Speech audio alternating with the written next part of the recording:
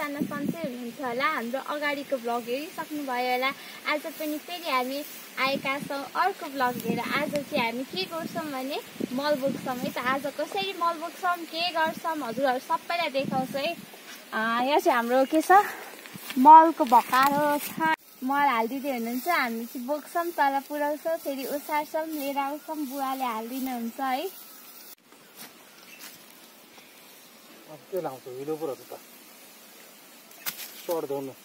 हुन्छ, त्यही भएर चाहिँ सर्ट लाएर आएको। हेर्नुहोस् गाइजहरू, मैले चाहिँ मल लाग्छ भनेर सर्ट लाएर आएको, पुरानो थोत्रो सर्ट बोकेर खोजेर।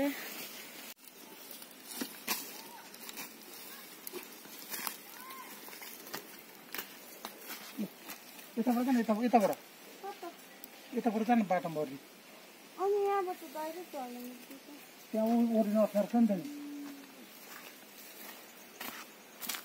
हामी चाहिँ मल बोक्दैछौँ होइन गाइजहरू। युनसन छ यहाँ, उति चाहिँ हाम्रो घर है गाइजहरू। अब म झारेसी देखाउँछु ल।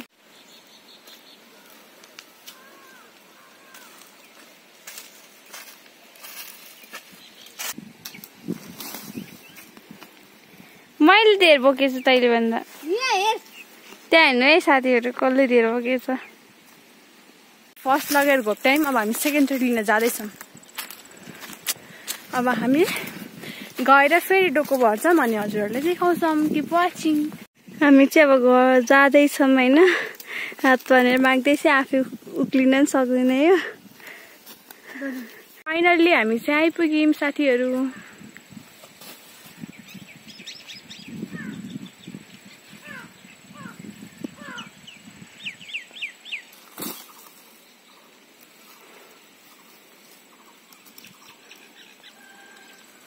हामी चाहिँ अब लास्टमा आइसक्यौँ होइन। मल पुकाएर अब यो लास्ट भाइ हो।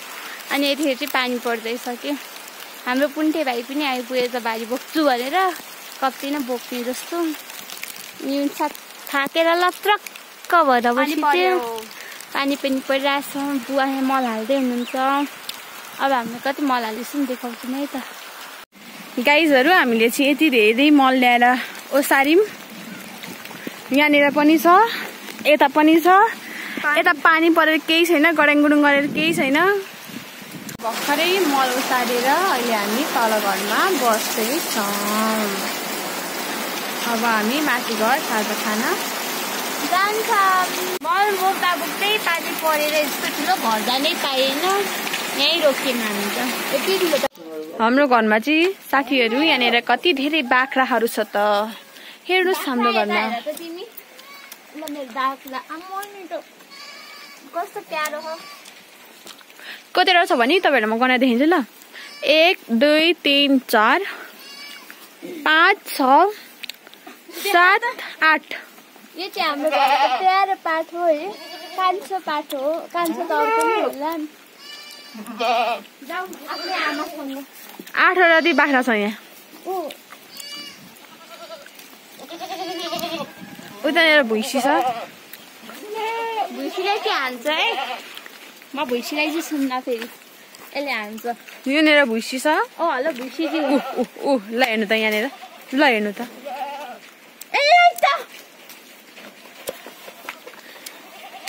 नगर। अनि ऊ त्यहाँनिर गोरु छ।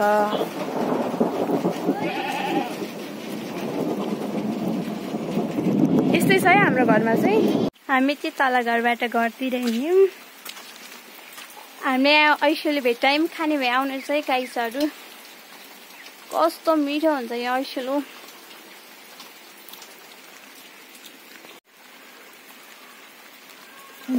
ऐसोल टिप्दैछौँ, अलिक पाकेन छ। वैशाख बेला चाहिँ ठिक्क हुन्छ कि खाना। आउनुहोस् ल। काफल, खुर्पानी, ऐसेलु, किम्बु यति मिठो हुन्छ। हामी चाहिँ हाम्रो घर आइपुग्यौँ। यो हाम्रो घर। यहाँनिर देउलीको बोकाहरू छन्। पानी चाहिँ अझै नै पर्दैछ। आमा चाहिँ गुन्द्री बन्दै हुनुहुन्छ, भाइ चाउचाउ खाँदैछ। साथीहरू, आमाले थाहा पाउनु भने मार्नुहुन्छ। अनि यहाँ हात टिप्दै थिएँ, हेर्नु त। हामी चाहिँ घर आइपुग्यौँ होइन। अनि अब खाजा के खाने त भनेर सोच्दाखेरि हामीले कपडा र पानीपुरी खान लागेको विचार गरेको। अनि अब हामी पानीपुरीको लागि रेडी गर्दैछौँ। अब हामी पुरी फुलाउने बेला हजुरहरूलाई देखाउँछ। हाम्रो बत्ती गयो होइन, त्यही पनि पानीपुरी पनि हाम्रो रेडी भयो, अचार पनि रेडी भयो, यहाँनिर झोल पनि रेडी भयो। अब भाइ चाख्दैछ। भाइ कस्तो छ? यहाँ आमालाई सोध्न आएको छौँ कस्तो छ। आमा खानु त कस्तो छ? मिठो छ, यस्तो मिठो छ र। खानु पहिला।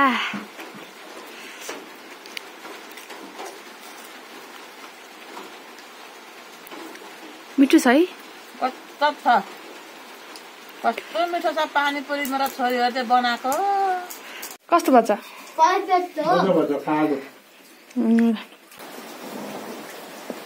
ओ माई गॉड, कस्तो छ? यम्मी। अब हामी खान्छौँ है त साथीहरू।